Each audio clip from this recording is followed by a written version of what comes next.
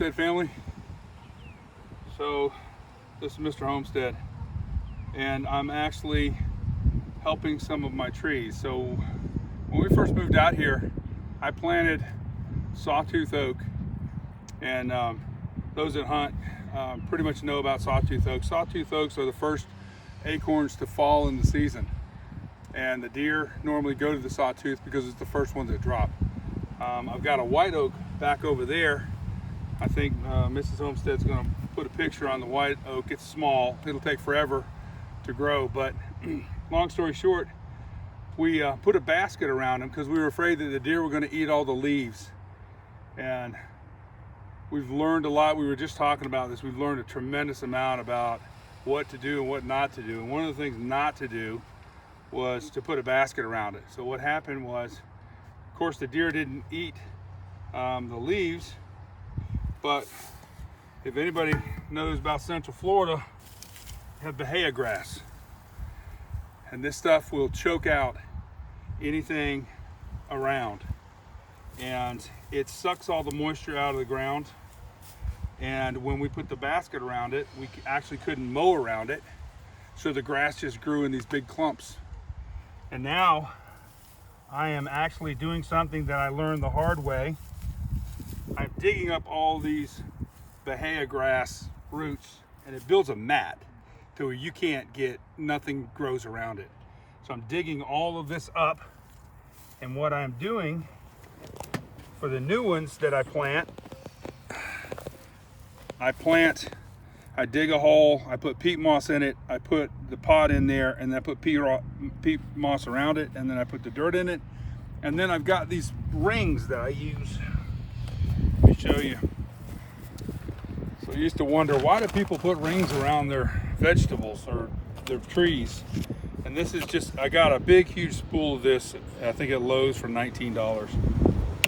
And what I found is when you put a ring around it, I put mulch in it. One, it keeps the grass from growing straight to the tree. And then the mulch keeps it moist so that it gets the moisture that it needs. And that's the problem with this tree. This is my first sawtooth oak that I planted. And it has struggled because of this bahia grass. Now this got broke off right here because a deer ran into it and snapped it off.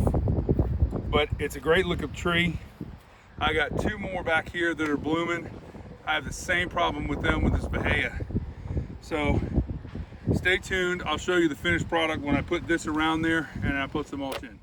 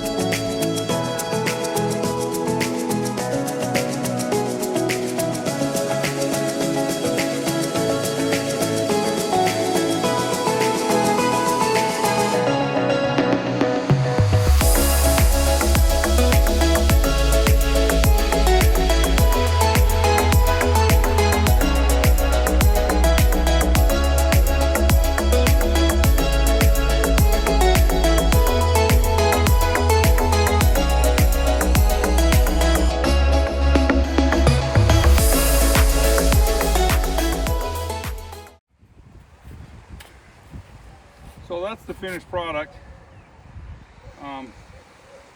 Kind of get the ring around. I pack some of this dirt and this grass in here. I can always come back with the weed eater and just whack it off as long as it's not growing underneath. And I build it about that high, and then I put a bunch of mulch in it. And the mulch is going to keep the moisture inside so that the tree has enough water to help it grow, and it doesn't have to fight the hay grass. So it's going to get everything it needs, and I can come back in and just fertilize, you know, straight on the tree or right beside the tree, and I don't have to have it compete with the grass. So stay tuned. You see what it looks like now. Maybe in a couple of months we'll take another picture and see how it does when it gets the water that it needs and it's got sunlight.